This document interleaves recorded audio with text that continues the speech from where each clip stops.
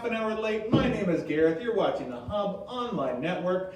We got a plethora of stuff to get through today. It's been a very busy weekend for me and the Han staff, but we're going to get to it after our animated logo.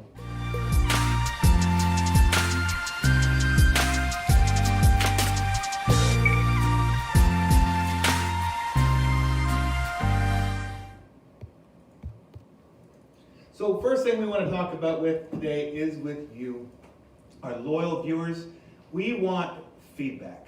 What we're looking for is to make the show as good for you at home as it is for us in the studio. So please, if you have anything that you would like us to know about how you feel about the show, email us at hon@ashcrofthub.com and we'll get our new staffer, Cedar, to go through all those emails and then tell us what your thoughts are. That's Matthias too. Hi, Matthias. Anyway, we do have a person of interest in the studio today. His name is Paul Cuthbert. Now, a little bit of backstory as to who Paul is. We have been working at the Desert Days virtual festival over the weekend. It is not live yet. We're going to be working on it over the next couple of weeks. But Paul has been the sound guy. Hello. So, Paul, tell us about your experience with the desert. It doesn't just have to be about this year, but tell us about your experiences in past years, how you came to be involved in Desert Days, all that kind of good stuff. Well, it started with a phone call to Lon McQuaid, and I've been doing a lot of consulting work and stuff out of Kamloops for Lon McQuaid. And they said there's a festival, they're looking for somebody to run sound for them. So I said, sure, why not? Let's go check it out. So when ran the gear and stuff that they had rented and thought it was a great time. So then I decided, okay, well, I'm going to bring all my gear now instead of renting it all. So I've been doing sound and lights for bands over the last 40 years, all across Canada with different tours and all that kind of thing. For the last 11 years, I've been working for a company in Kamloops called Sideshow Productions, and we did all the big arena concert setups and that sort of thing for Kelowna, Kamloops, Prince George, Grand Prairie, and everything in between pretty much. I did a lot of work out in Chase at their band shell during their Cornstalk Festival and Canada Day, did that for 10 years. And then I decided, well, it's time for a change, so I'm out here in Spence's Bridge now and loving it. And then now we're doing this COVID video festival for our Desert Days, which this would have been my 5th year with Desert Days this year. So it's kind of a milestone still. We're doing the video thing, and that's been definitely interesting and some challenges from event to event. We've done 8 different performers now in 8 different locations. We got a day off today, that's why I'm able to do this here with you guys, and then we got another 2 to do tomorrow, so you've got to be on time. I will be there with bells on. Not only will I be on time, I live by the motto, if you're not early, you're late. That's right. So, other than Jan, who gets there way early than everybody else. But he's never late. That's true. So, Paul, and now Jessica has also been with us for the last couple of days at the Desert Days Virtual Festival. She's been a moderate help. Oh, a lot of help. I'm just kidding. Jessica has been great. Matthias has been there as well, giving us a hand. So thank you to Matthias and Jessica. Jessica, what do you feel has been one of the cooler things that you've seen, and maybe some challenges that you've personally had? Well, challenges have been just unexpected things. The heat with the iPhones, almost overheating and trying to kind of accommodate that on the fly. The band set up yesterday morning, just waiting because they were a huge band, and so it took a lot longer, I think, than we all expected to get started. And just being able to be part of the audience with all of the different musicians. I love music, and so it was fun to be able to be part of that. And I was very glad that there was good weather both days. I did get a bit of a sunburn on Sunday. Do you have a band that you thought was the best band? I have to say that it's a tie between Jenny and the Gents and Better with Juice, because if I didn't say both of those bands, I probably wouldn't be allowed to leave this room. So. Oh, is that because Matthias is part of Better with Juice and Jan, who is off camera in the room over there, is part of Jenny and the Gents? No. What about yourself, Paul? What has been sort of a funner thing out of all of this year? Actually, all the setting up and taking down. Like, I'm a technician. This is new for me in front of a camera. I don't do this, so count yourselves lucky I'm doing this. Yeah, all the setups and teardowns, every show is different. We've had solo acts, 2-person acts, 4 people, 5 people, 6 people with the Better with Juice. It was great. It's all fun for me. My day job is I'm one of the assistant technical director at the Sagebrush Theatre before we shut down with the COVID thing. So I've been jonesing to get back to working again. So I was looking forward to this opportunity it was just a lot of fun. Like, when you're going to work and you're having fun, it's not work. Simple as that. So, yeah.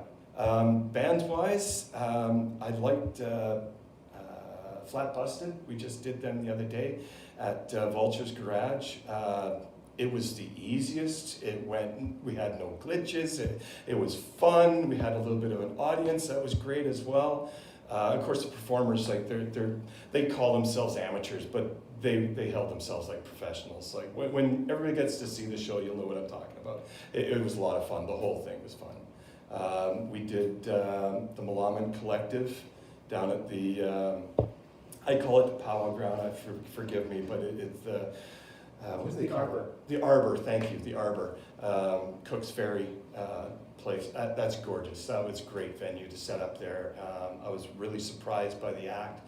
I didn't know that it was a rap, and it just totally floored me. It blew me away. And that one had a lot of different levels to it. It did, yeah. And I was most shocked by the guitar and the bass guy. Yeah. As being part of the band. Like, that was... They looked a little out of place. But, Rob Hall on guitar, I've known his brother Mike for years, and I've known him sort of on and off associated. And the bass players, first time I met him, he was great. Everybody was great so far.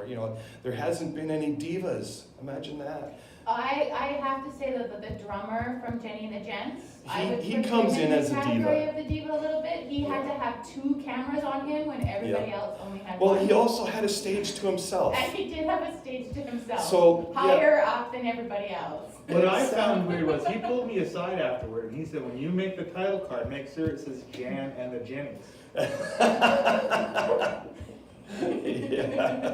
Yeah, I can hear that. Now, I just want to confirm that Desert Days has gotten provincial grants. Yeah, so for people watching in Ontario, Desert Days is a civically run event because it gets grants from the government. But it also brings in a lot of economic tourism into St. Spencer's Bridge. Spencer's Bridge is a community of 300 people, so the fact that they can bring in hundreds of people for a weekend and put them up and feed them is a feat unto itself. So it definitely boosts Spencer's Bridge on the world stage. And we should probably give a shout out to, of course, Stephen Rice, Vorney Varco Ryan, Paul, Jan, who else am I forgetting here? Arn has been a big help coming in and helping out, moving some gear around. So thank you to everyone that's been involved. We're going to move on from Desert Days. So Paul, thank you very much for your time. I appreciate it. And we will see you tomorrow. One thing I would like to add is the Desert Days Festival. Since I've been coming and joining the group here, I've actually sit on the board now as well. So I'm out helping to make decisions and stuff like that. I don't carry a lot of weight, but I put my word out there. It's been growing every year. So from the first year to the second year to the third to the fourth, and now this is the 5th, should have been that much better. And I'm still looking forward to getting even bigger for next year. When are we actually looking at putting this up? The August. weekend of Desert Days, so the 7th and the 8th. So for everybody at home, if you're looking forward to Desert Days, August 7th and 8th, we're not sure how we're putting it up yet at this moment in time, but look forward to that on those days. Thank you. Right on. Thank you very much, Paul, for coming in. I appreciate you having me. Cool. So now there's going to be an episode of CBC's The Twilight Zone, which is episode 2 of the season. It is called A Small Town, and it was filmed right here in Ashcroft. It will be screened on July 9th and 10th, that is this Thursday and Friday. Social distancing measures will be in place, so reserve your seats through the Hub online network. Now that is through, this is what's on the Ashcroft Hub Society page. Does it say reserve your seat through the Hub online network? That's what it says, so that's why I'm now Are you sure? I copy and pasted that verbatim. Interesting. Okay, tickets are available at the Hub, Ashcroft Hub's website, or the ashcrofthub.perfectmind.com, or you can just call the office 453-9177 and reserve your tickets. They are free, but we do have to reserve them because we only have 49 people that are allowed in the gym at one time. And Troy is going to put the link to that into the description of this video. Thank you very much, Troy, for all that you do, the man in the chair. Now, the Astra Bakery says things are going well for us. Thank you for your support. So we will be extending our hours a bit more. So they are now open Tuesdays 9 to 4, Wednesday 9 to 4, Thursday 9 to 4, Friday 9 to 4, and Saturday 10 to 5. Ashcroft IDA has a promo that I would like to read. Again, thank you, Paul. Have yourself a good day, sir. We'll see you tomorrow. See you. They say that this is a promo that you can go in and get right now. You can get a free 150 milliliter hand sanitizer valued at $6.99 with every $35 purchase. Now, that might not sound like a lot, but every little bit of hand sanitizer helps, especially in the midst of COVID-19. So the limitations are 1 per person per day while supplies last, and this is excluding your prescription and lotto purchases. So, if you need hand sanitizer and you would like to get a free bottle because you have to buy a bunch of other stuff anyway, go to IDA, spend your money there. Hashtag not sponsored, but IDA. Now, in Cache Creek, now this is sort of the big story of the show here. Cache Creek is back on evacuation alert. There's lots of different places. So there's lots of flooding going on, and we're going to play a little video I did earlier today that Troy whipped up together for us in editing. So let's play that video now, and then we'll talk a little bit. Thanks, Gareth. Yeah, so we're out here in the Cache Creek Park. Everything, as you can see, is pretty wet this time. It's flood season 2.0 in Cache Creek. All of the farms going that way are pretty flooded out. We're gonna go see if we can't talk to somebody at Horstein's here. But anyway, we have a few updates from the village of Cache Creek over the last couple of days. So yesterday's update was the weather forecast for the area is calling for more rain. And actually, that being said, you can see we got pretty gray sky going on, and we just came back here from Ashcroft and there are big gray clouds coming in. And the wind is blowing in the direction that those clouds would be coming to get Cache Creek. So anyway, they say the weather forecast for the area is calling for more rain in the next 2 days. While the water levels in the river are dropping slightly, the Emergency Operations Center, or the EOC, is leaving the evacuation orders and alerts in place until it is confident that the levels have dropped sufficiently to absorb the impact of any more rain. Residents who have been ordered to evacuate cannot return to their homes until the order has been lifted by the EOC.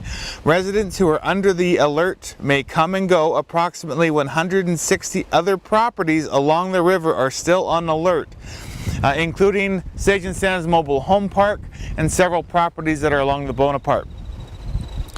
The residents an alert puts residents on notice that they should pack valuables and make arrangements for transportation for any pets that they may have just in case. A stage 4 water restriction is in place for the entire town until further notice. One of the village's 2 wells has been shut down since Sunday morning because of high water in the park, and residents are asked to limit water usage to drinking, food preparation, and personal hygiene only. Do not water your lawns or wash your vehicles. The community park is closed until further notice because of high water. Stay out.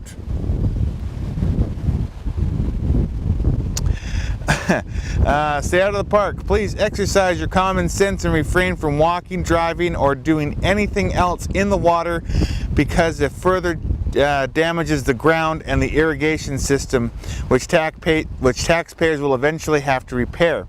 The village continues to monitor water levels throughout the day and overnight to ensure the safety of our town and its residents. Please stay a minimum of 10 feet away from the river banks. Keep children and pets away from the river banks. Bank erosion is still a major hazard. Your weight could cause the banks to fall away from the river, and you with it. Stay back and be safe. Remember to maintain COVID-19 physical distancing rules and protocols. Keep your distance and wash your hands. Now, an interesting thing here is the farms right next to the park have lost their access into their own property. And so yesterday, several of the residents were landlocked until the village built this nice little berm here that I'm standing on that goes behind the actual park itself and goes into their property. I spoke with a gentleman yesterday that was, it was a pretty interesting story about what he has to say. Hopefully we can talk to him again in a more in-depth manner. Anyway, so that's what's going on at the park. There is one of the mobile home parks in Cache Creek that has been evacuated to my knowledge, and a couple other properties down behind the post office. We're going to get some shots of the bank erosions that have been going on. So that's what's happening in Cache Creek. With more rain on the way, this could get a little bit more dicey. The Cache Creek River itself has gone down, but now this is all from the Bonaparte River, and that is because of heavy rains hitting much further north and then coming down to us. So that's all the updates we have for today. If we have anything else, we will of course get to them at future installments, so please stay tuned to the Hub Online Network for anything else river and flood related.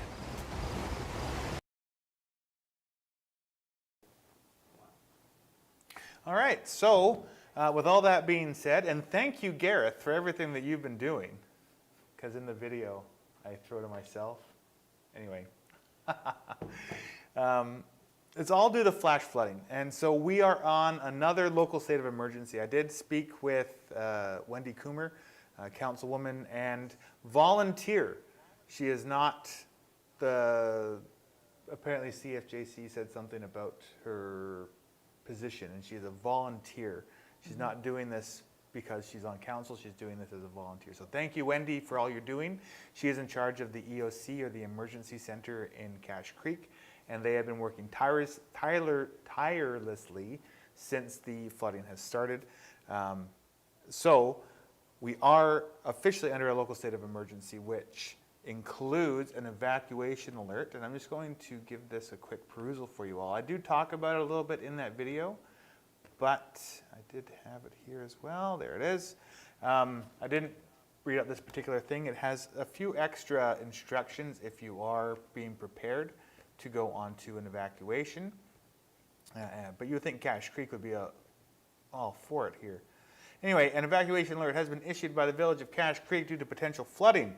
Because of the potential danger to life and health, the village of Cache Creek has issued an evacuation alert for all areas adjacent to the Bonaparte River or at risk of losing their only access route due to potential flooding of the Bonaparte River.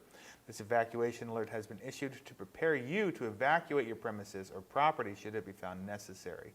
Residents will be given as much advance notice as possible prior to evacuation. However, you may receive limited notice due to changing conditions. So what you should do is locate all family members and designate a meeting area outside of the evacuation area should an evacuation order be called while separated. Pack essential items such as government-issued ID, medication, eyeglasses, valuable papers such as insurance, credit, and mortgage information, immediate care needs for dependents, pets, and if time and space permits, keepsake for quick departure. Prepare to move disabled peoples, children, and/or neighbors if assistance is needed. Arrange transportation for all your household members. Fill the gas tanks of personal vehicles. If transportation assistance is needed, you can call 250-457-1094. Arrange accommodation for all members of the residence if possible, and wait for an evacuation order to be issued before evacuating. And of course, further information will be issued as needed when the situation changes. So if you're trying to keep up with this story, you can go on Facebook. go to the Info Cache Creek page, and they have daily updates that come out just after 4 o'clock, as well as anything that might pertain to evacuations and that kind of stuff. Don't forget, there's also a stage 4 water restriction. I do again talk about that in the video, just a reminder. So there's also flooding that is further north of Cache Creek. That's why Cache Creek is flooding heavily itself. And Ashcroft actually has a little bit of flooding, not in town or anything, but the water has come up quite significantly. I don't know if you've noticed along the, it's not on the railroad tracks, but that gazebo is gone. You know what I'm talking about? Where? If you're coming down through Ashcroft Indian Band and you come into Ashcroft that way, all of that I that didn't beach is notice gone that. and the trees are underwater. I do walk down Evans Road Yeah. in the mornings, and late last week, I walked all the way down to where the Bonaparte comes in, and there's usually a beach there, kind of at the crux of that. There's no beach. The water is all the way up to the edge. It's definitely as high as I can remember seeing it, the Thompson. Right. So I do have pictures actually that I took of the same spot in March, and then from last week, they're in 2 different locations. I should get them into the same location so we can actually compare the 2 pictures. Yeah, we should definitely do that. Sorry, one sec here. My wife just sent me the new update. So let me just thank you, Amelia, for sending this. So 3 years ago, we were watching the Elephant Hill wildfire devour the hillsides and trees in our valley. Today, we're watching the river and the skies around us that are, sorry, I got to make this just a little bit bigger because my eyes suck. I don't know why we get you to be the one to read all the information. Matthias, put the camera on you, and can you just whistle a little tune for a second?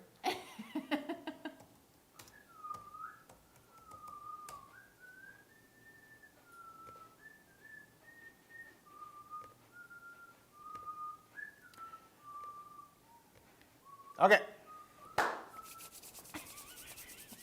3 years ago, we were watching the Elephant Hill wildfire devour our hillsides and trees in our valley. Today, we're watching the river and the skies around us that are adding moisture to an already overburdened river system.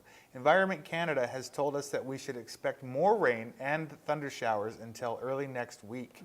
The evacuation orders and alerts in place until the village is confident that the levels have dropped sufficiently to absorb the impact of any more rain. Residents who have been ordered to evacuate cannot return to their homes until the order has been lifted. Residents who are under the alert may come and go, but are on notice that they should pack valuables and make arrangements for transportation and pets if they have any, just in case. We just talked about that. The village continues to monitor water levels throughout the day and overnight to ensure the safety of the town and its residents. The stage 4 water restriction is in place for the entire town until further notice. The community park is closed until further notice, and please stay a minimum of 10 feet away from the river banks. Keep children and pets away from the river banks. Bank erosion is still a major hazard. Your weight could cause the banks to fall away into the river. So that is the most recent update. And again, thank you to the Village of Cache Creek for making these things available every day. You guys are kicking butt. Okay, so let's get to meet our newest guy here. His name is Cedar. Hi. So Cedar, tell us about yourself. Tell the viewers why you decided to join the Hub Online Network. Well, I moved to Bonaparte recently, and I haven't been doing very much website. Audio thing is not coming through. For some reason. Well, Sorry. let's try that again. Okay, so I moved to Bonaparte recently, but not too recently. And since I've been here in Bonaparte, I haven't been doing a lot, so I decided that I would get a job Awesome. or something to do. what has it been like? So, of course, COVID's been the big thing that's been going on in the world recently. What's it been like for yourself since the middle of March?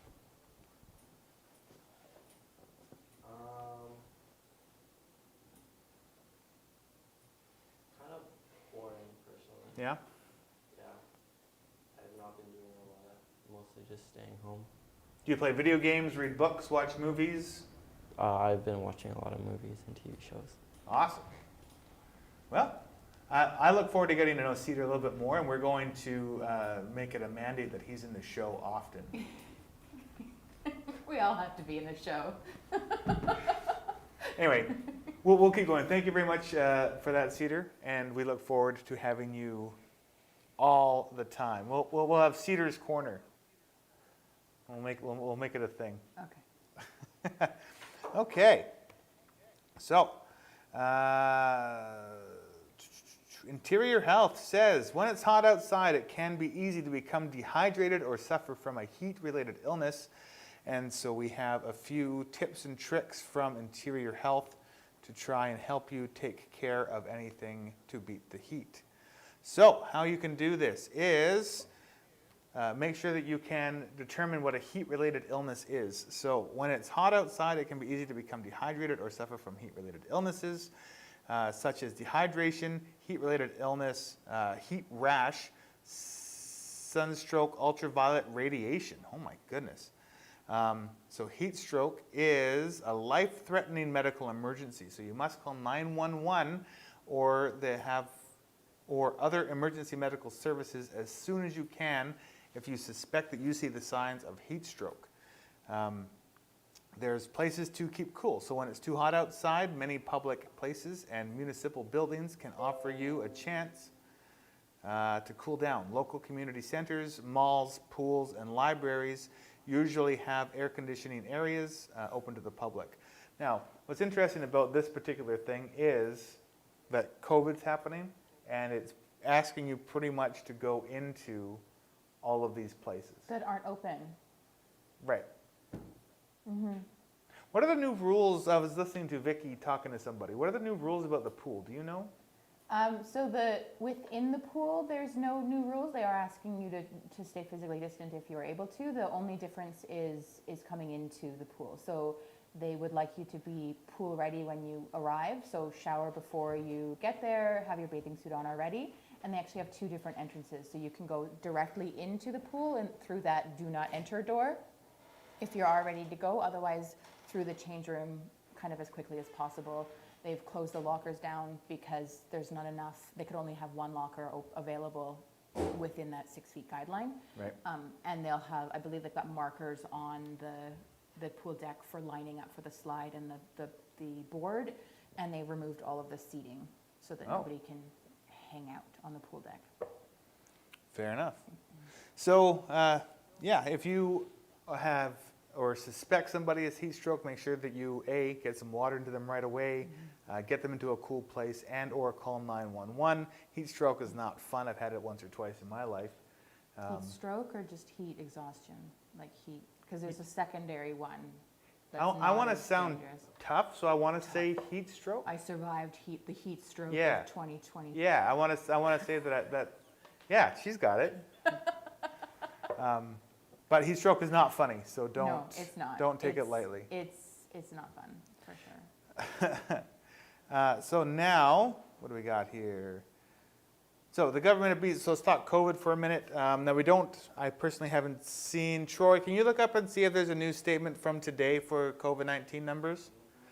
But as of yesterday, there was 31 new cases. Now keeping that in mind, that's from Saturday, Sunday, and Monday numbers. So 31 cases over the weekend. That brings our provincial numbers up to just shy of 3,000. So we're sitting at 2,978. There are no new outbreaks. And it doesn't say here if there's any new deaths, but I don't think there has been for a couple of days. Do you have the number for the interior? That number hasn't changed. But there has been, It's still 201? Or did it change? As far as I know, it's 201. Did it go down? No, the numbers don't go down. They So the way has to. the way that it works is There have been 201 cases. But there was a false positive in the Lowette. Therefore, it's not it should decrease the number in the interior. I didn't notice that in the Numbers? We need to fix that in door. the thing. So Okay. you know what, Troy? Look that up too. See if our interior number has gone down. It should be 200, not 201. The government also says that you can join our telephone town hall focusing on the Lower Mainland. That has nothing to do with us. I'm sorry I put that in there.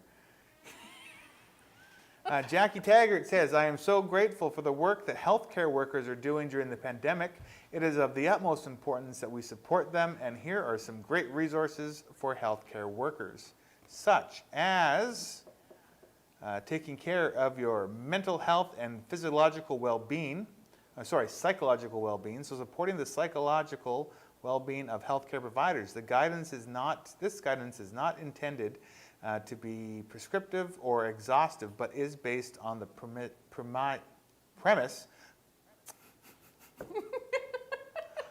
premise that there are differences across health authorities in terms of access to and availability of some resources.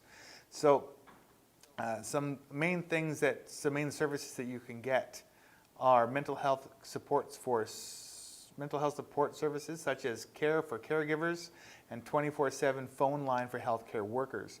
So this is different from just anybody. You have to specifically be a person that works in a hospital, a doctor, all that kind of thing, to call this specific number. So that's very nice. You're not sitting on line for 4 hours with 811.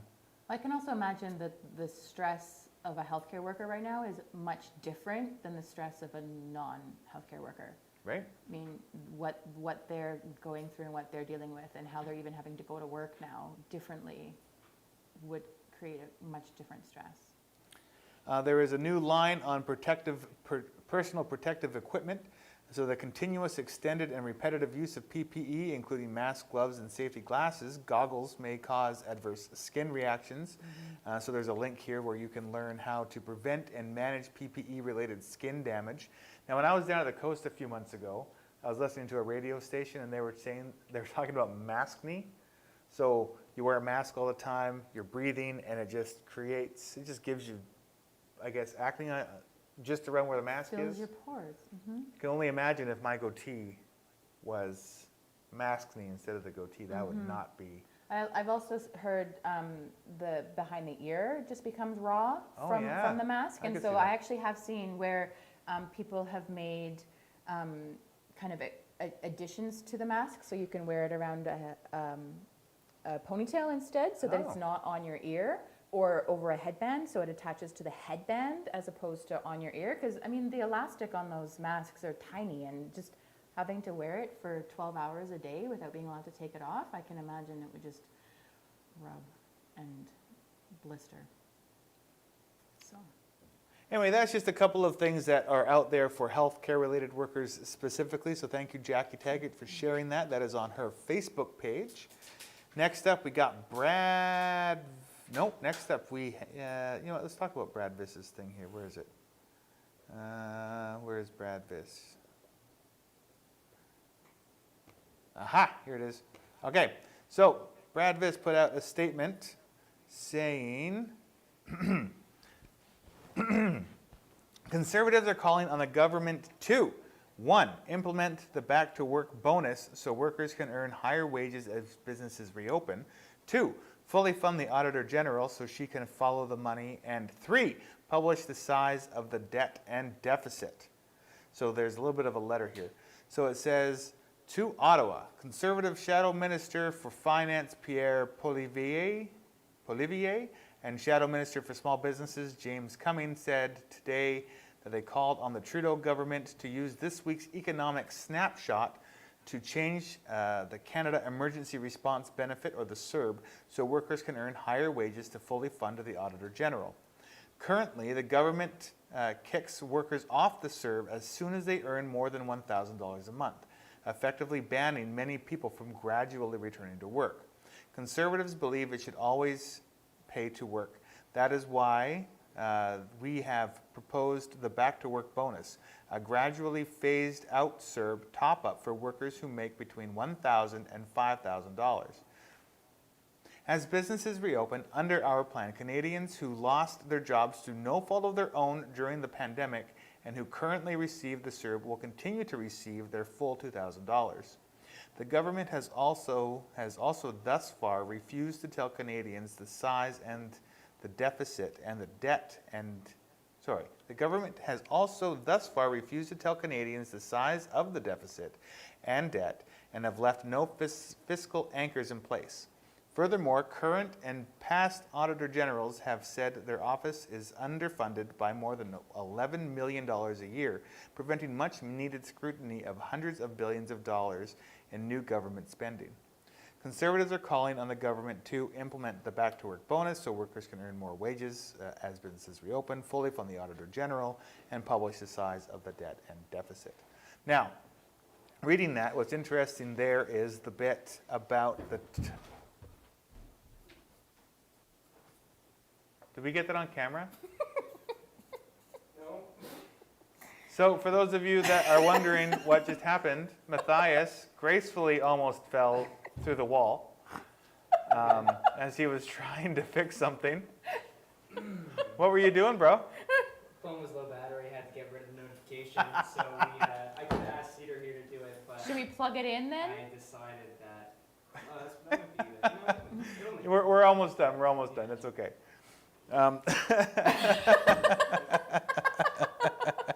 It's Monday for most of us, so we're having a really good... Monday? Actually, I think it's Wednesday the 3rd, isn't it? For some of us? I think I've been working for 2 weeks straight. I have no idea what So- day it is. Did you get a thing from me right now? Did I get a thing from you on my phone? I sent it to Garrett's monster. Oh. Hang on one sec. I have something from Troy. So the interesting thing to me about this is the part where they say, and I'm just going to read this again, Conservatives believe it should always pay to work.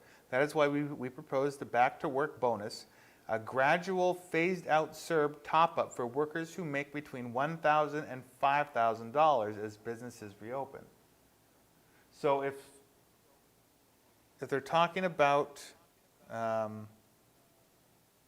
if a person makes $2,000, but they should be making $5,000 because their previous job paid them $5,000, the government will give them another $2,000?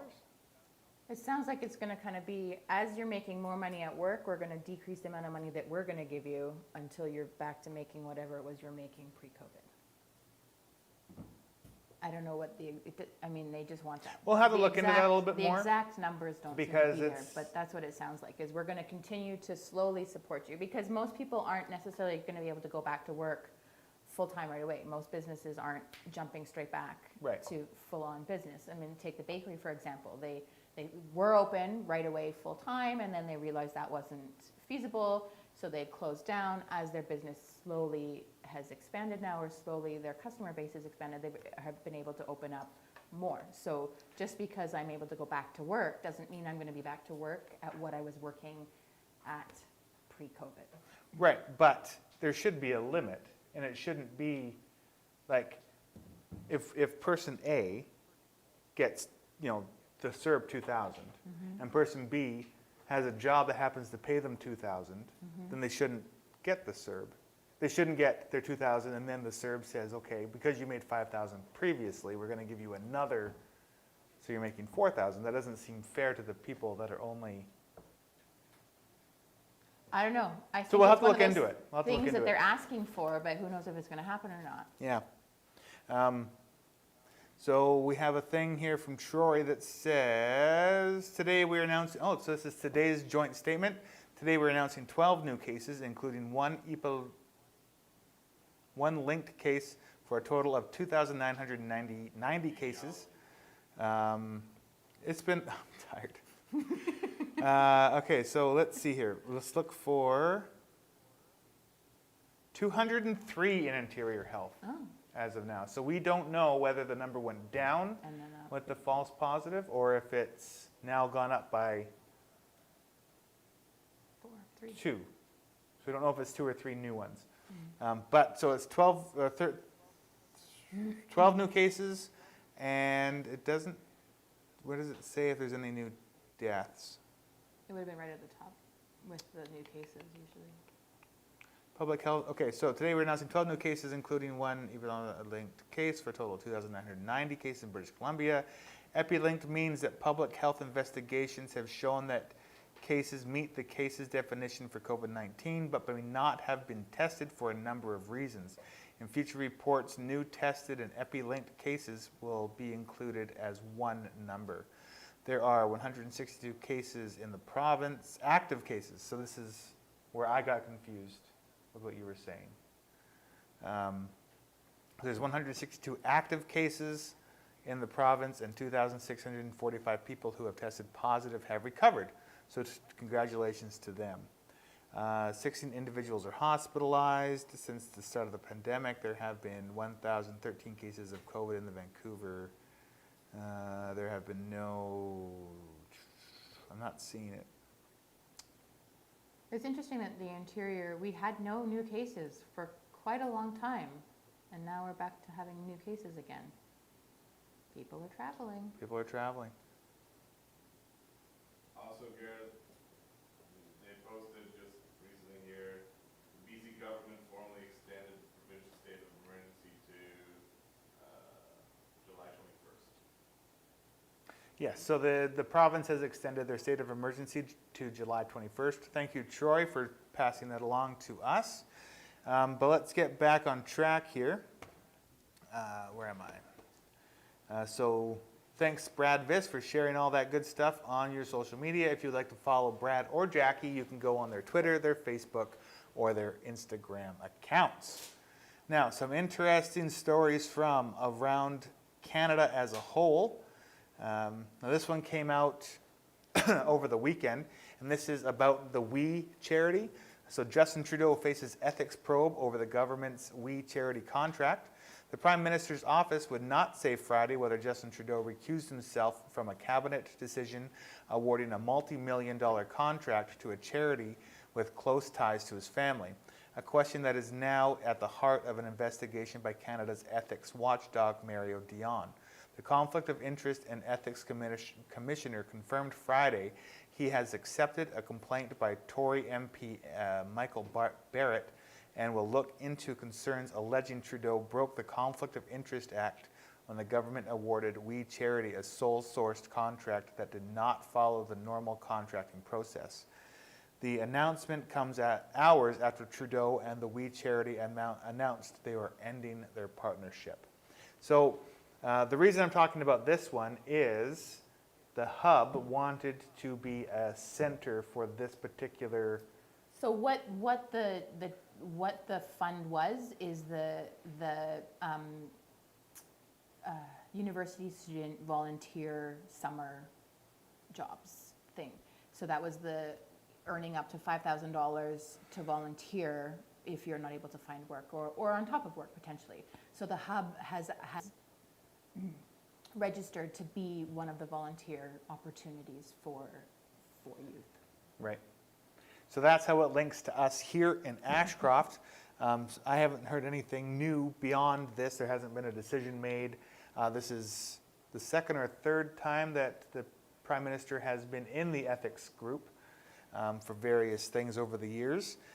But if you find this one interesting, you can let us know at hon@ashcrofthub.com, and we would love to hear what you have to say about that. And lastly, to end out our thing here, is a story from around the world, and this is a story from Global News. Two little stories. This one's from Global News. This is interesting, little quick thing. A suspected meteor exploded in the sky over Tokyo, Japan early on July 2nd, generating a spectacular fireball that excited locals and sky watchers at the International Meteor Organization, or IMO. The object cut a bright streak across the night sky at around 2:30 a.m. in Tokyo, according to reports. The IMO says the extraterrestrial object was likely a child-sized 1.5 meter piece of space rock that caught fire in the Earth's atmosphere. Are we sure it wasn't Troy practicing his After Effects? No, I don't think so. That's pretty cool. He would have to be up at 2:30 in the morning. No, that's Japan time. Oh. So that is an interesting one. Then there's kind of we should just something to keep in mind. China warned its citizens to exercise caution in traveling to Canada. So China warned its citizens on Monday to exercise caution in traveling to Canada, citing frequent violent actions by law enforcement amid ongoing tensions between Beijing and Ottawa. The warning published by the Chinese embassy on the WeChat messaging app platform said Chinese citizens should pay close attention to the local security situation. It did not give specific examples on the violent actions. In a news conference today, a spokesman for China's foreign ministry said Canada had seriously violated international law and basic norms governing international relations and grossly interfered in China's internal affairs. Zhao Lijian said Hong Kong's affairs are internal Chinese business and other countries have no right to get involved, and China reserves the right to further react. Canada has had a relationship with Hong Kong for centuries, he said, including defending it from Japanese attack in the Second World War. Quote, we had a stake here and we have interests. We have many Canadians of Hong Kong origin, we're not meddling in anyone else's business. We're talking about our business, our relationships, which are important to us, and we shouldn't shy away from expressing those thoughts. So that is what's going on between Canada and China right now. Beyond that, there's always more going on. But we're going to end it there today. So thank everyone so much for watching. Again, if you're watching this on Facebook, we have made the move to YouTube, at least for the short term. We're going to see how this goes for the next month or two. So we're going to link over to Facebook, but make sure if you want to watch us live, you come over to YouTube, 3 o'clock, Tuesdays and Fridays. Thank you, Jessica. Thank you, Matthias. Thank you, Cedar. Thank you, Troy. Paul, if you're watching, thank you. Thank Jan. Thank me. Have yourself a good day. Oh, one last thing. Give me a name. Me again? Tova White. Tova White. If you're watching, we hope you're doing well.